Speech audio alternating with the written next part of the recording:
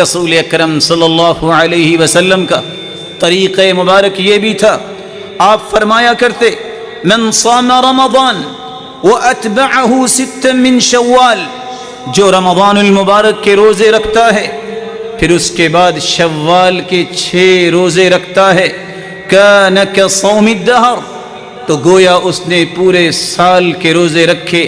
اللہ ذوالجلال ہم سب کو اس بات کی توفیق عطا فرمائے۔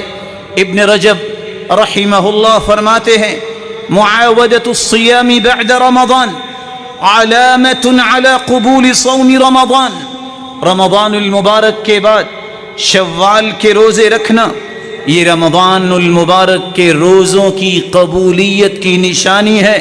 فإن اللہ اذا تقبل عمل عبد وفقه لعمل صالح بعد، اللہ جب کسی کے عمل کو قبول فرماتے ہیں پھر اس کے بعد اسے نیک کاموں کی صلاحیت اور توفیق سے نوازتے ہیں۔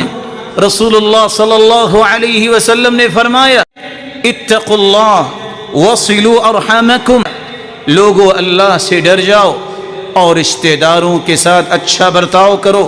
من احب ان يبسط له في رزقه وينسأ له في اثره فليصل رحمه، جو شخص یہ چاہتا ہے اس کی زندگی میں برکت آ جائے، اس کے مال میں فراوانی آ جائے، اور دوسری روایت کے الفاظ ہیں وَأَن يُدْفَعْ عَنْهُ مِيتَةُ السُّوءِ، اور چاہتا ہے بری موت سے بچ جائے، فَلْيَصِلْ رَحِمَهُ، اس کو چاہیے کہ رشتہ داروں سے اچھا برتاؤ کرے۔